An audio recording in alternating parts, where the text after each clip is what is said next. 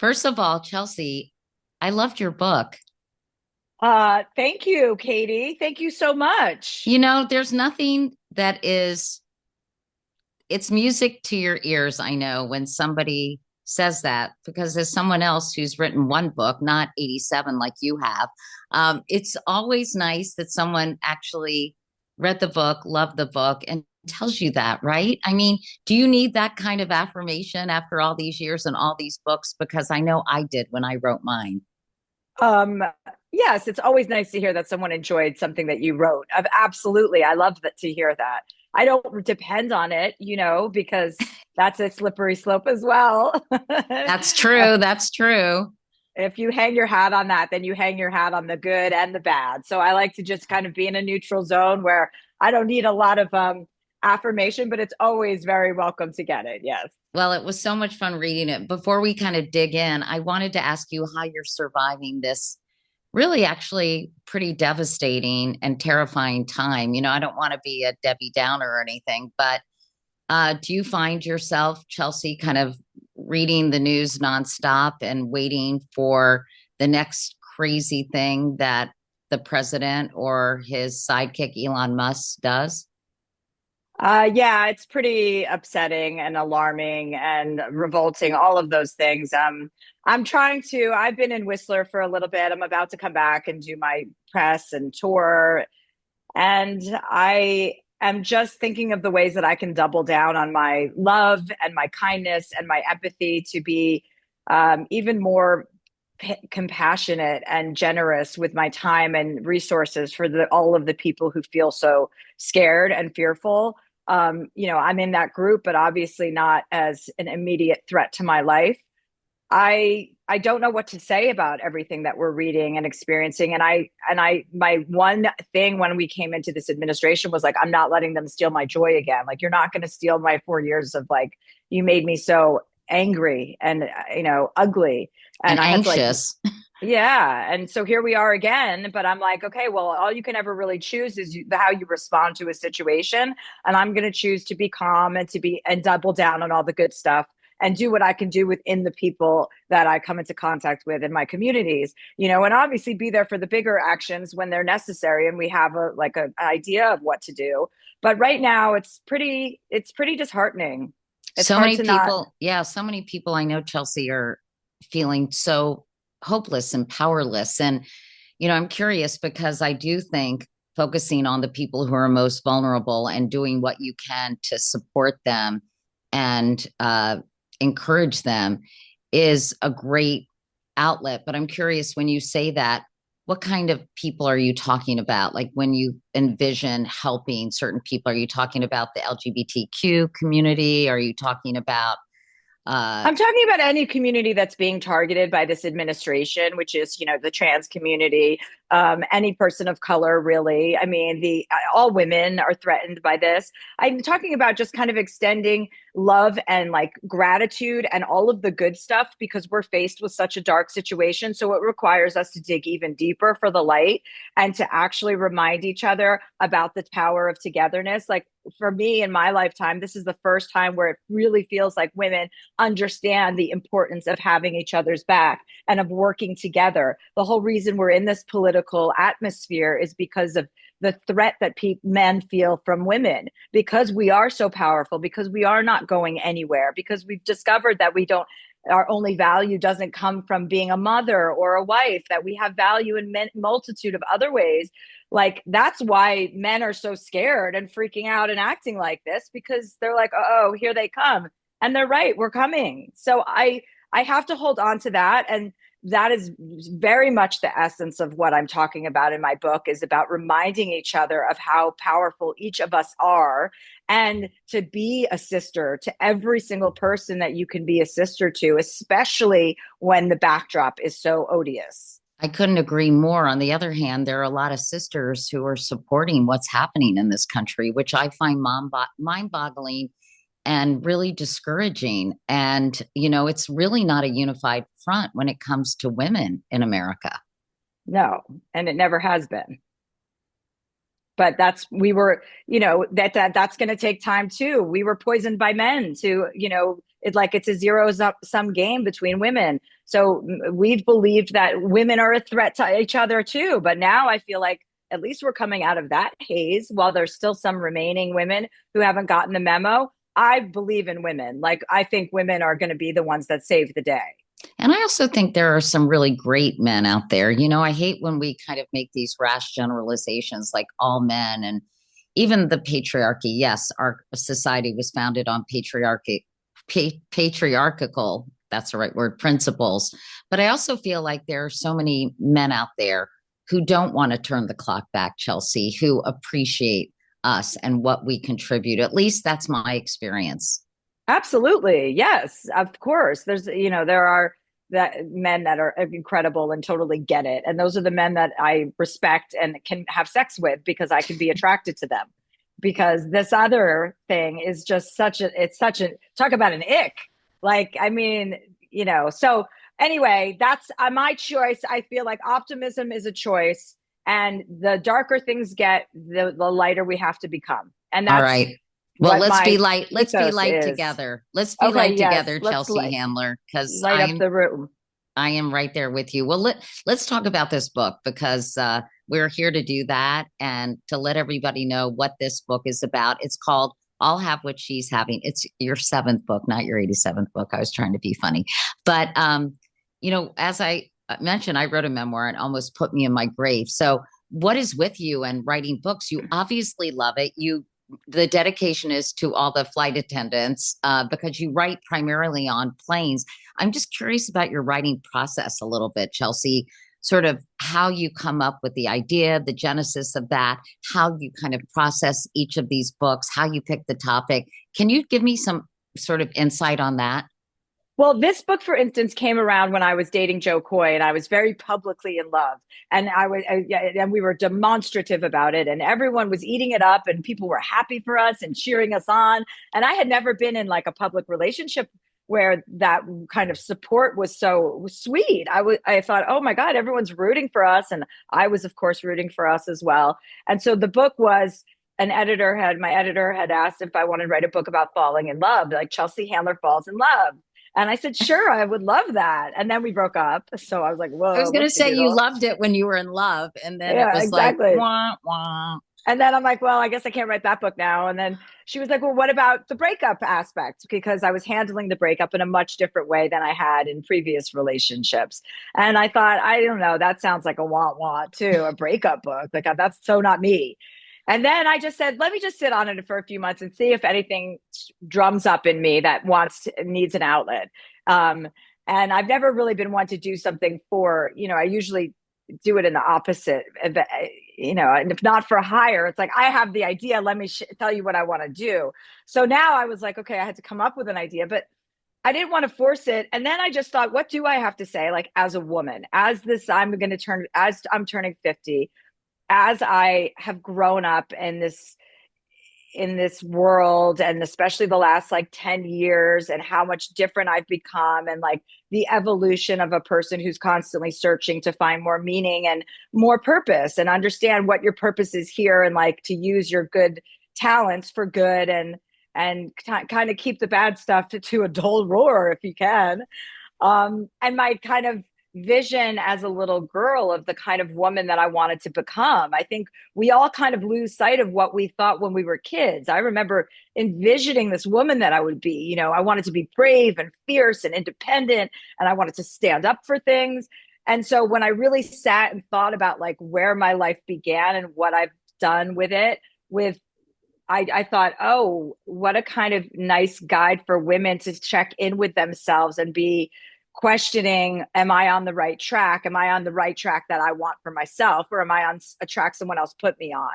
Yeah, Um, I really liked it because it was stories about, different experiences, but in a way it is like a self-help book. I found myself reading it and wondering about my own life. So I think it's great in that way. And it's also very funny. It's very breezy. It's fun to read because you feel like you're just kind of shooting the shit with Chelsea Handler. But it also is very thoughtful and full of heart. And I want to ask you about kind of your memories as a little girl, because you've written about your childhood before, Chelsea, in a lot of books that you've written. But there was one very funny story about your lemonade stand. And it's clear that you were this ball busting, precocious little ambitious tyke from a very early age. So tell us about this lemonade stand, how you were able to maneuver. You were very funny and calculating at a very early age. And not only do I want to know about that story, but where you got this from. But first, tell us about the lemonade stand. Well, the lemonade stand, first of all, I needed to start making money because my parents did not have a trust fund for me or a dowry. I inquired about that as well. And I realized pretty quickly that I was going to have to make my own way, that my family was not going to help me, And that there I were a needed lot to. of kids, as your mom explained to you. Absolutely, there were six children, and so that was annoying as well. When I came home from the hospital, I was like, "Why are there so many other kids here? How many kids do you guys have?" Like, it just seemed so irresponsible, the whole dynamic, right? My parents weren't parents; they were just kind of like other people Baby that were in the makers. house. Yeah. So I started a lemonade stand, and then I did that for one day and realized there was Wait, going to how be old no. were you and who was your partner at the beginning? First, I was 8. I did a regular straight up lemonade stand and I made about $3 or $4. And I thought, well, this is a complete waste of my time. And then I thought, oh, you know what I need to do is put a spin on the lemonade stand and turn it into a hard lemonade stand Well, and first, serve. though, wait, because first it was with your sister and she demanded 50%. And you were like, I don't want to give away 50%, right? So Right. you found this kid named Nelson in your neighborhood. Well, first I decided I wanted to do the hard lemonade stand, Katie. And then I enlisted my sister. And then I Oh, did. it was the hard lemonade stand was with your sister. Yes. So then I enlisted my sister. I didn't like the overhead that required me to pay her because she wanted it to be 50-50. So I had to let her go after one of the first couple of days on the sidewalk. I was like, You're listen, we're still not. 8 or 9. How old are you I'm then? 8. Yeah, 8. I was going to say 8 o'clock. And then I decided to get cheaper labor. So I went and hired another 8 or 10 year old boy named Nelson. And at the end of the first, I think it was like 10 days, it was bonkers. Our lemonade business went through the roof in Edgartown, Martha's Vineyard, that we made like $359 in the first week or 10 days. And I gave Nelson his commission, which was $3.59. And he thought he had hit the jackpot. He could not believe his good fortune. But Chelsea, So where did you get the liquor to make the hard lemonade? Come on. from my parents' house. You just stole it? Yeah, they're not drinkers. I don't even know why they had alcohol. They never drank. I'm a first generation drinker in my family. I wear that as a badge of honor. So proud. Yes, thank you. Anyway, so you're making a boatload of money and you ended up like, hey, I like making my own money. This is really great. Yes. But so where did you get this ambition? Do you think it's because I remember reading or talking to you about your parents, how you used to get yourself up to go to school in the morning while they were sleeping? So was it that early need for you to be independent and a hustler? Kind of was that did that lead to this ambition, or do you think you're just kind of hardwired this way? I think I don't know. I'm sure it's a combination of your surroundings and your nature, that you're born with. But I'm definitely a hustler, and I think that's great. I mean, you're a hustler too. I think it's important to also.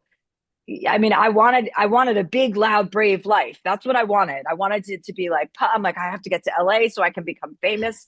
And then people will start to understand that I have something to contribute. Like, I had no idea where my confidence came from, but I really believed in myself. And I just thought, okay, this is how it's going to be. Like, and when I look back and think about all of these things that have come true and the fact that I, I am this person, it's really empowering, and it's such a nice idea for all women to do, to check in and make sure that because it's like the essence of who we are as children is so clear, and then the world kind of shits on us and we get our hearts broken and things happen, and we sometimes can get away from ourselves and who the essence of who we are is. So it's really nice to think about the things you did as a kid, and to be like, oh, that's who I really am. In fact, one of the quotes you include is when we are children, the essence of who we are is front and center. We are unscathed by what can very often be an ugly world. Bringing that child into adulthood, even only for moments at a time, is how we remain true to ourselves. Hold on to that child tightly as if she were your own, because she is. I mean, a lot of this book really is on the evolution of Chelsea Handler, if you will, kind of what you were like in your 20s and 30s, and kind of how you've changed in your 40s, but also how you've gone back and retrieved that essence of who you were as a child. Is that a fair assessment? Definitely. I love that. Yes. And it's And it, also about therapy and how therapy kind of helped you do that, right, Chelsea? how therapy gives you the gift of a self-awareness. We all could use a little bit more of that. Um, more compassion, more empathy, and more of it takes a lot of grit to go through therapy. It takes a lot of grit to face an ugly situation, but at the end of it, when you come out of it, you're kind of able to deal with more difficult situations in a calmer, more loving way. Not every conflict doesn't have to be an explosion. You Is can this have called conflict. cognitive behavioral therapy, It is Chelsea? also called that. Yes. That's another term for it. Or microdosing LSD. They're all the same. It's all the same. I sent my Commensurate. daughter a paragraph because she can be kind of reactive at times, and doesn't have that 7 second delay, and kind of lashes out at times. She's a wonderful person, by the way, but she wrote me back. I texted it to her. She goes, "Bro, that's CBT." Yeah. Yes, it is. It is. But listen, you have to I've read so many self-help books, and they're all saying, everyone is saying the same thing. It's the matter of the use of language that gets you. It's like taking a horse to water. Some things resonate with certain people and some things don't. But So it's also, I think you made clear in your book, Chelsea, it's like learning it and then putting it into practice. I mean, there's yeah, a big bridge between intellectually understanding yourself and actually changing your behavior in real time, right? yeah, it's the application of all of the knowledge that you glean. You have to then make it. You can't just know about it. You have to apply it to your life and then change the way that you react in certain situations and the way that you are as a person. And for me, I was such a high viber and it's life of the party type of personality that that started to become my identity. So to kind of dial that back and kind of be a little bit less fun and less and almost boring to some people, the contrast. That Right. was a little weird too and awkward because people are like, where's Chelsea? Like, we want the real Chelsea. I'm like, well, I don't know who she is anymore. I'm having a transition right now, trying to take all the good parts of my personality and apply them to this new, better version of myself, if And you did you will. ultimately feel like you found balance? Because I know that you were very kind of introspective and you stopped being the life of the party. And everyone was like, as you just mentioned, what the hell is wrong with you? Bring our friend back. And were you able to kind of put the fun Chelsea together with the more thoughtful Chelsea or the more listening Chelsea ultimately? Were you, because I don't know, that's hard to do, right? Yes, but I think first of all, it kind of happens naturally and organically because it's very. I think it's similar to going to school all year. You go to school for 9 months out of the year, and then you have the summer, which is 3 months to kind of absorb everything you learned over the school year while you're not learning. You let it sink in. So I think that's analogous to therapy. It takes time to sink in, and while it was many moments of severe discomfort or ugliness or self-loathing or whatever comes along with really taking a good look at yourself, the end result is you become more solid and more grounded than you ever were. You become like a tree. You're like, okay, I've been through this. I'm not a leaf, I'm the tree, actually. And that's how you start to go through the world. And then you're a little bit more unshakable. So you're even stronger than you were before. I'm thinking about all the people who can't afford therapy, Chelsea, and I think, is there something you learned or something that people can do to get more centered and kind of to become a tree instead of a leaf? And what was the most important thing, I think, in the whole process that you learned? Um, I think in order for us to be a little bit more on solid ground, we really have to practice being proud of ourselves, being like happy about where we are, thinking about all the things that we're grateful for.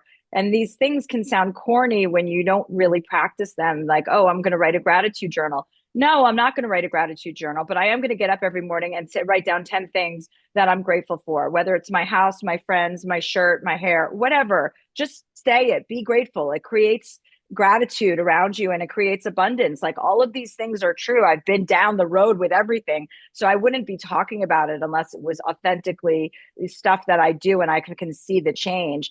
And I think in order to really be grounded, you have to know and understand and respect yourself.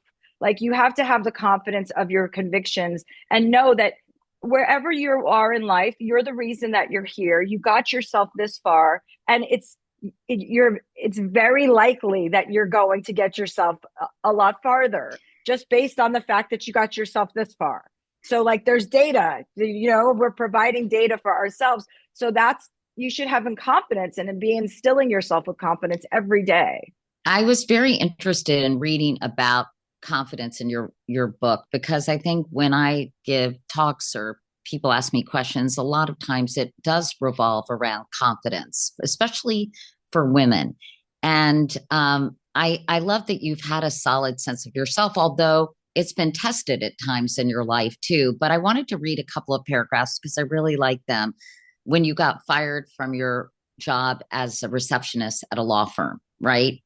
And you write, I didn't care that he called me stupid. Some lawyer had called and said, when can we fire the blonde bimbo that's the receptionist, right? And it Mm-hmm. was you he was asking, Yes. right?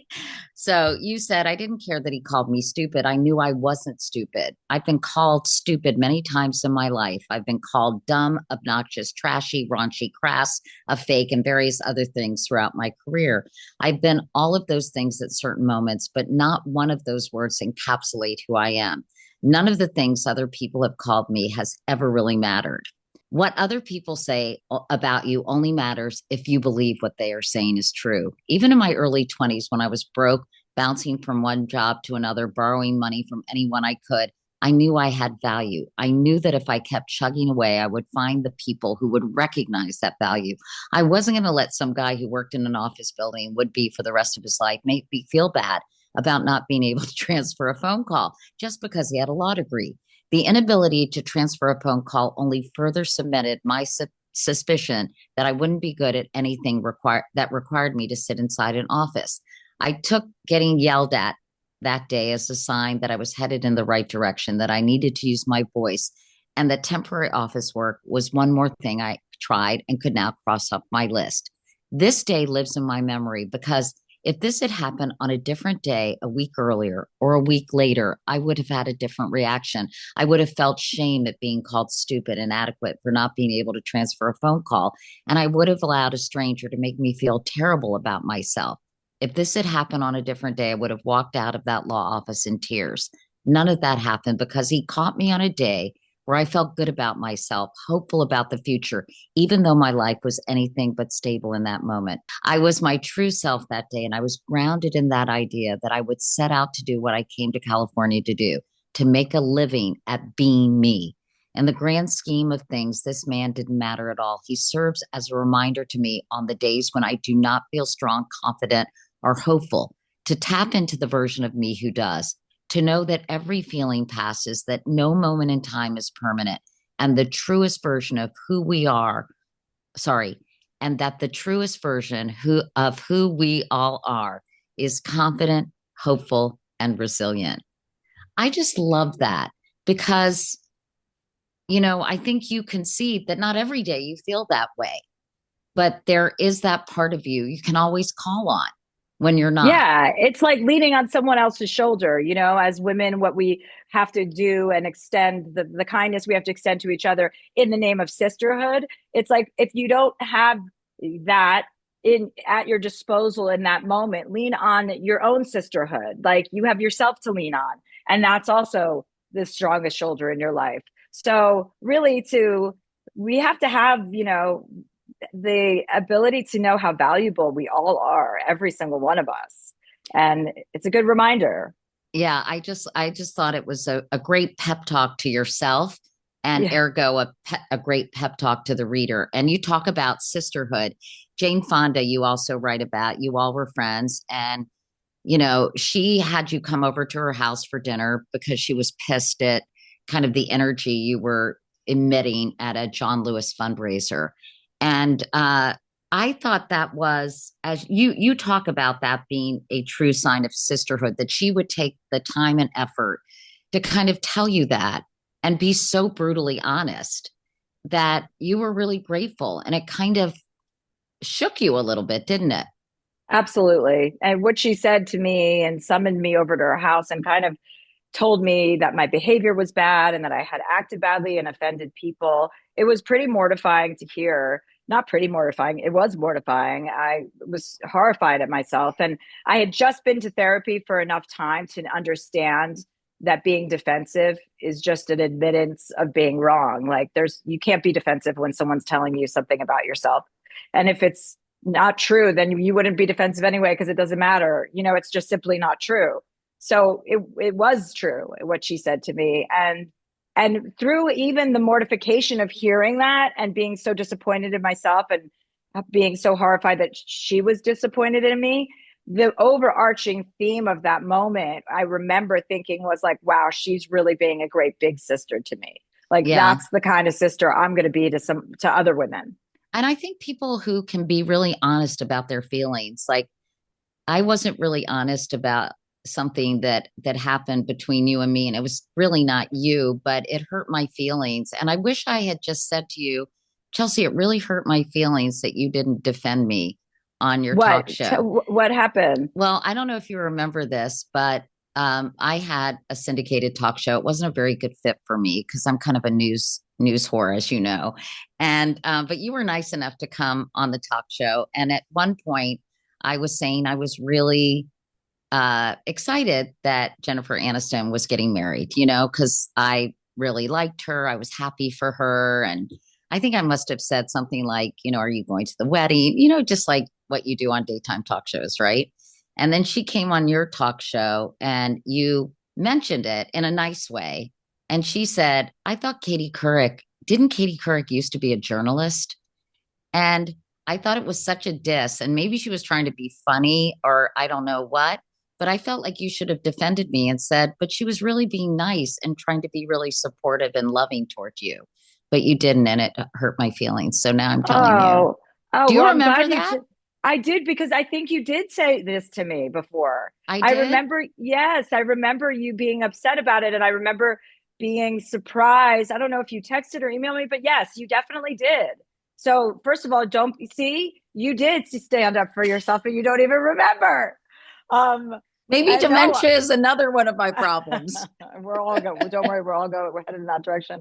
But I'm glad you said it again, nevertheless. And yes, I don't think it didn't even cross my mind that she was dissing you in that moment. I think she was Really? deflecting. Yes, I didn't read it that way at all. Maybe No, I'm just no. hypersensitive about stuff like that. Well, maybe. I mean, maybe not. I don't know. I mean, it wasn't either way. It's not it's not like such a big dig. I don't No, think. well, You kind of. I know. know for somebody who spent her whole career trying to be taken seriously and being really Well, proud. I think, but that's what I mean. I think everyone does take you seriously, Katie Okay. Couric.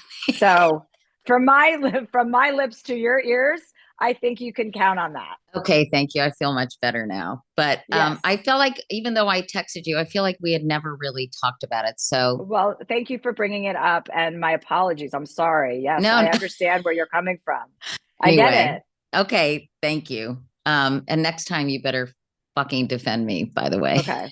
I Okay. will. I will. Okay. All right. Somebody asked me to ask you. You're known for being fearless. What is the one thing that still scares you? Oh, what scares me? Oh, God. The commitment to any sort of long term commitment, whether it be to a person or to a job or to living somewhere. Like, I want You like everything to freedom. just, I think you value freedom above everything. yeah, yeah. Why do you think what is it about commitment or about being um, you know, uh tied down scares you so much? And I'm sure with therapy, did you talk about that? Is it your parents' marriage? I'm trying to figure that out. I think I don't look at it as a fear of something. I want to be free. I want to be able to fly around the world. I love a sense of like when something's impromptu. I love spontaneity. Like I look at it as like I just want to like fly. If anything that could prohibit me learning and growing and traveling is like, oh. And so yes, I can see how it would be a fear, but I think through therapy I learned that it's okay that I have these feelings. It's Yeah, okay that I don't desire a long-term romantic commitment. It's okay. Instead of wondering what's wrong with me, it's like I what's want a right lot of with love. you? Yeah. I want a lot of lovers. I want to have a lot of sex with lots of different guys. I want to have lovers in different parts of the world. That's okay for me to say. And that's true. That's how I feel. And I love the section about your COVID crush on Andrew Cuomo.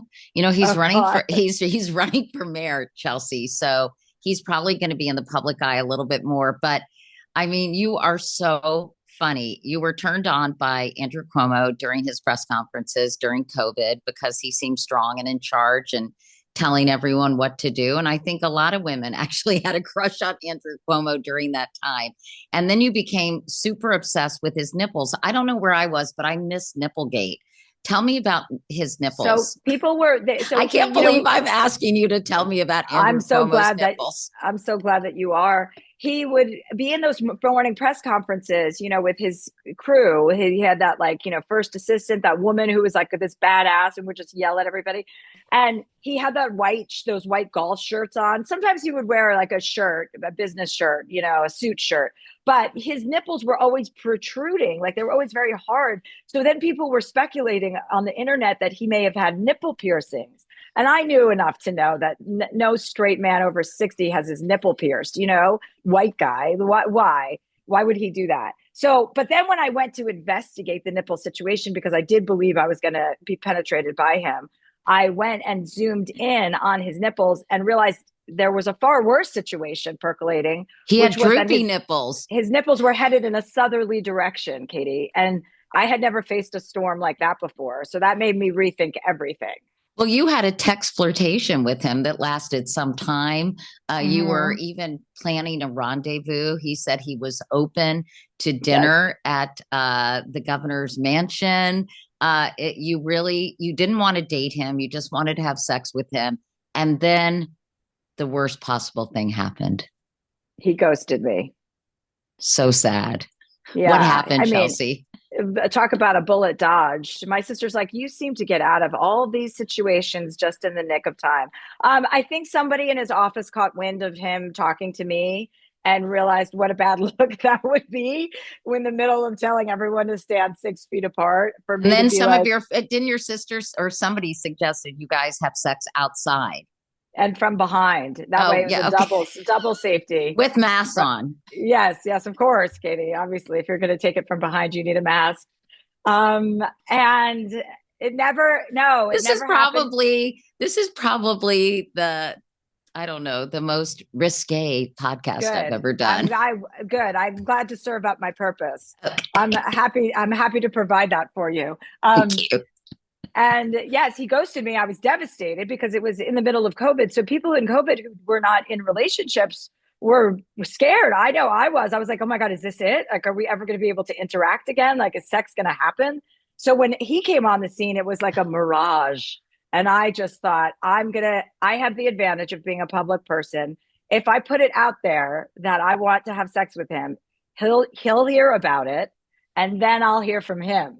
And that's exactly what happened until it didn't happen. And So then is it he, over? Do you think there's a chance this relationship could be, I don't know, restarted in some way? I think it's over now. You I do? think I'm sure as soon as he hears all of me telling everybody the story, that will really be the nail in the coffin. But the nail in the coffin was when he was removed from office for being a sexual predator. So So somehow you lost interest. I lost interest. Yes. I wanted to ask you also about that story about President George W. Bush. I didn't realize you and Barbara Bush were friendly. Obviously, George W. Bush's daughter, twins with Jenna Bush Hager, sorry. And you went to Kennebunkport with kind of your whole crew, right? Yes, we went there and I didn't want to go there. I was resistant. And they were like, no, no, come on. Well, you don't take this, opportunity away from us, Chelsea. We want to go to Kennebunkport. We want to go to the Bush compound. And it was to play pickleball, another ridiculous aspect of that I know. day. We'll discuss pickleball in a moment because I'm a pickleball lover. You're a pickleball hater. I would expect nothing less than you being a pickleball lover. I know that you would love that. That is so funny. And then I Yeah, know so you we love skiing topless. I mean, we're two yes. very different people, Chelsea. Two peas in some sort of odd pod. Exactly. Exactly. And Anyway, George W. Bush charmed the pants off you. Well, not he literally, but did. He was he, charming. He was you right. definitely You charming. said the way the former president paid attention to and spoke with my brothers made all my guardrails fall away. He charmed me. I found him delightful with his rakish good looks, and he had dimples too, which helped me rationalize these new feelings as I reminded myself that it was really Dick Cheney who was the puppet master responsible for the war in Afghanistan and the response to 9/11. This is why I could never be a politician or a juror. I would constantly change my mind based on people's dimples and good looks. He is very charming, isn't he?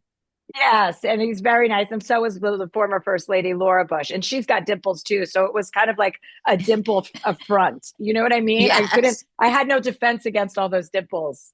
All right. Why do you hate pickleball, Chelsea Handler? And I'd like to remind you, I was literally on the cover of Pickleball magazine. Just if anybody is interested, copies are When still you were available. I just was thinking though, this is off topic, but I was just thinking when you were telling me about the Jennifer Aniston thing and how your feelings were hurt. I was thinking, I'm like, I feel like I publicly defended you a lot, and then I was like, oh no, I haven't had to because you don't need defending, but I do. I want you to know how many times I've brought up that Sarah Palin interview to journalists where I'm like, Katie Couric did not receive the credit she deserved for taking down Sarah Palin, because if it were not for Katie Couric's interview with Sarah Palin, she would have become the vice president. Like that was at a time where discrediting someone actually mattered, and you did that. So Thank you, Chelsea. And I I wanted did. to put I that on do the think record. I do think actually I got a lot of credit from people and journalists because you're right.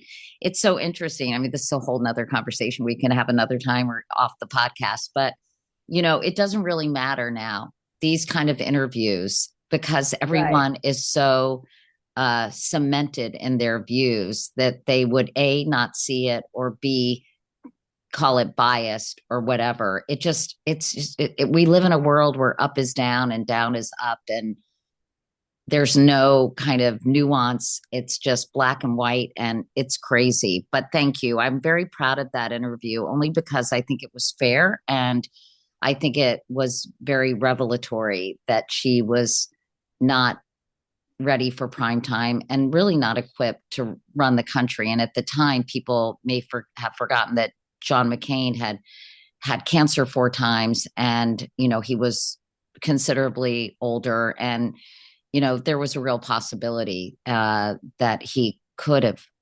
I really like John McCain, Yeah, me and too. but that was a very powerful position to be a heartbeat away from the president at that moment in time. And Obama at that moment was also flatlining in the polls. He'd kind of dipped, and I always thought he should have sent me a bouquet of flowers, but that's okay. Yeah. Yeah. Yeah. But Right. anyway, thank you. I appreciate you pointing that out. But back to pickleball. Why do you hate it so much? No, Back I to don't really. important Yeah, let's get things. to back to the basics. I don't hate pickleball. I just think it's ridiculous how enthusiastic people are about it, and how You're kind of a cult. contrarian. You love to hate things that people love. Yes, it's a cult. When there's a cult like reaction to something, I remove it. I'm like, oh, even if everyone's watching, like, really like the Menendez brothers, I have to wait until everyone's done and then I go in, because I don't like to be led. I have to feel like it's my own decision. Yeah, I have a little of Um, that in me too. If something is super popular, I kind of tend to not like it. So I totally get it. yeah. So, but pickleball just is. I had my girlfriend Wendy called me one day and she said, "Oh my God, I played pickleball yesterday." She goes, "I'm so sore today."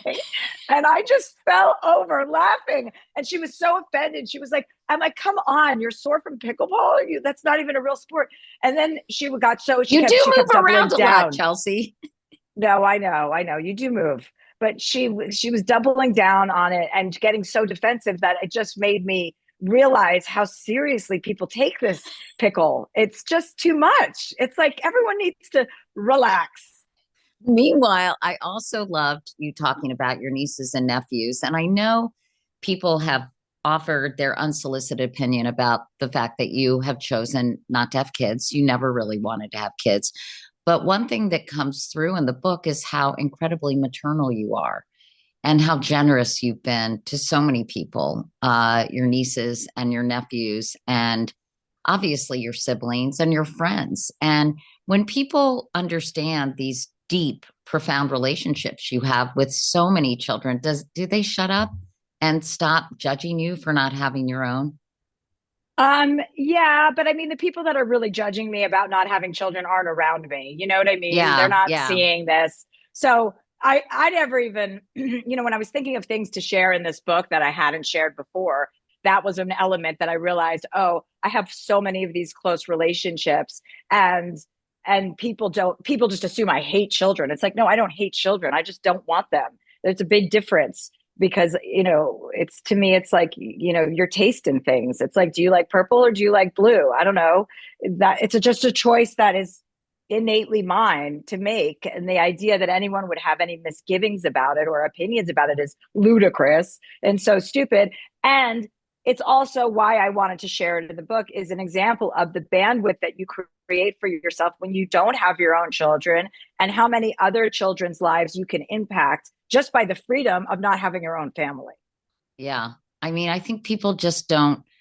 I think with especially with public figures, it's so easy to make them completely one dimensional, right?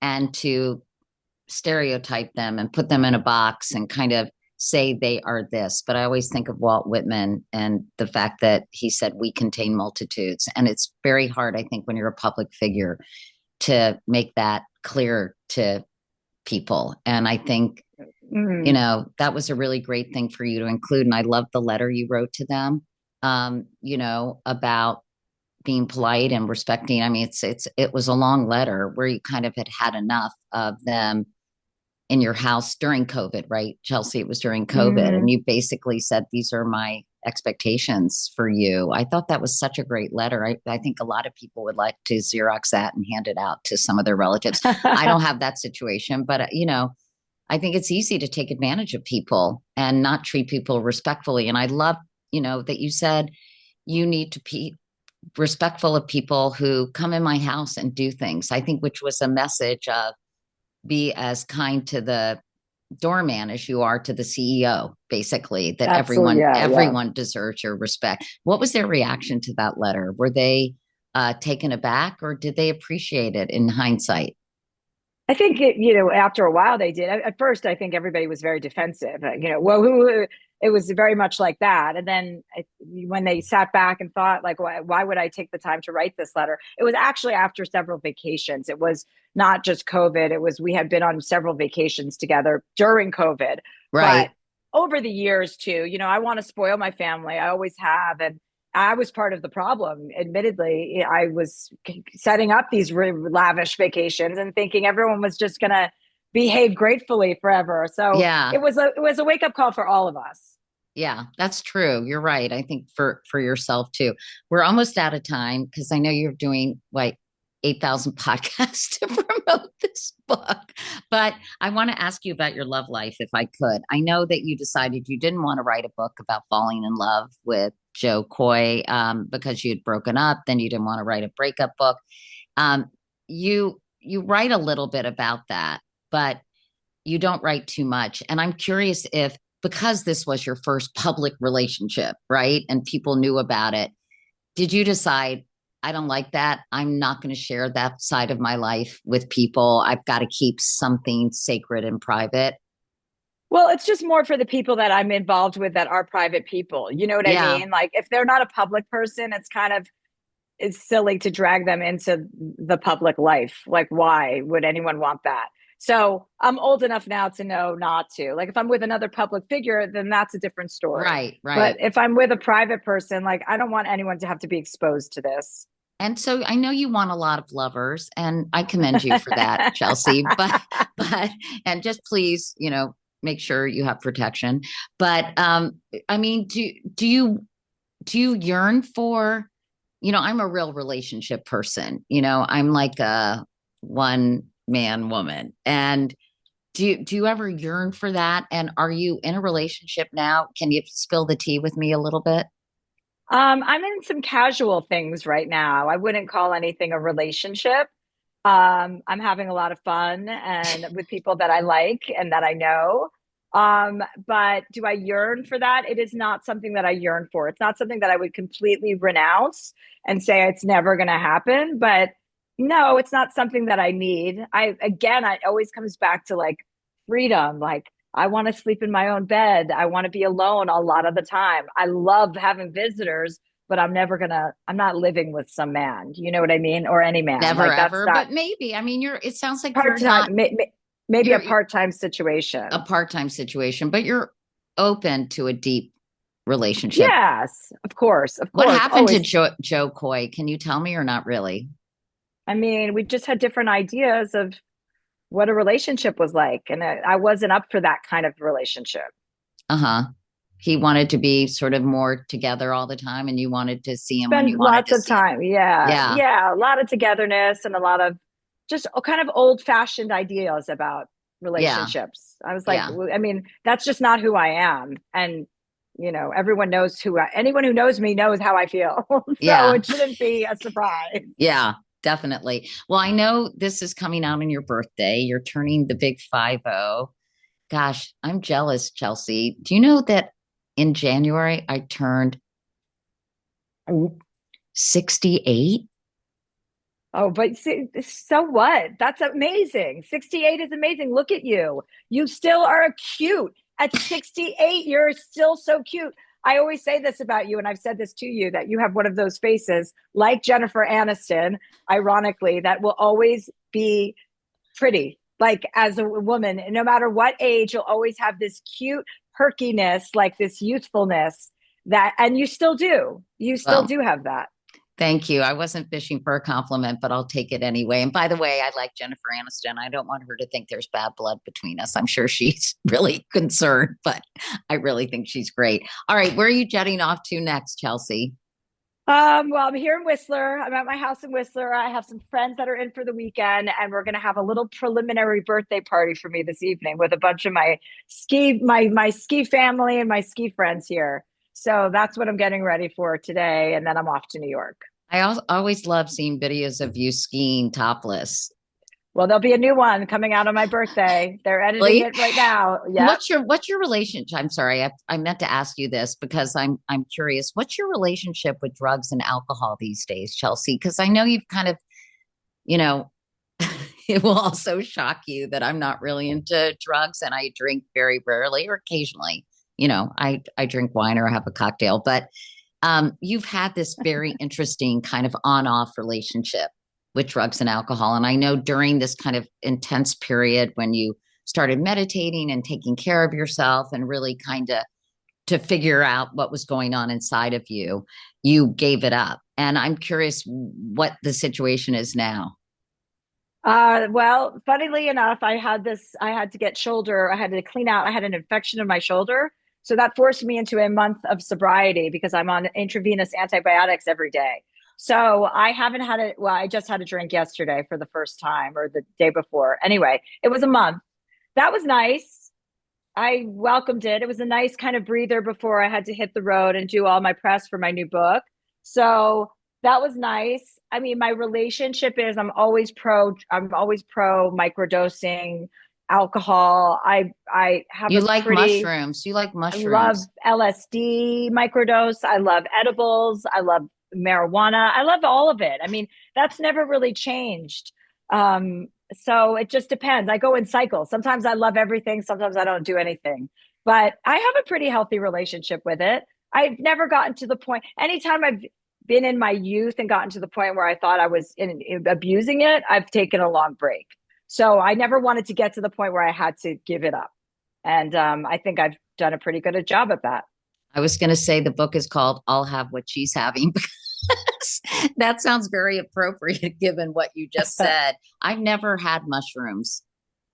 I know, but mushrooms are so fun. You would just laugh your ass off, Katie. And I know when people can do drugs or not, you would love mushrooms. You would. A light microdose, just the giggly kind. All right. Well, duly noted. Maybe if I do it one day, I'll do it with you.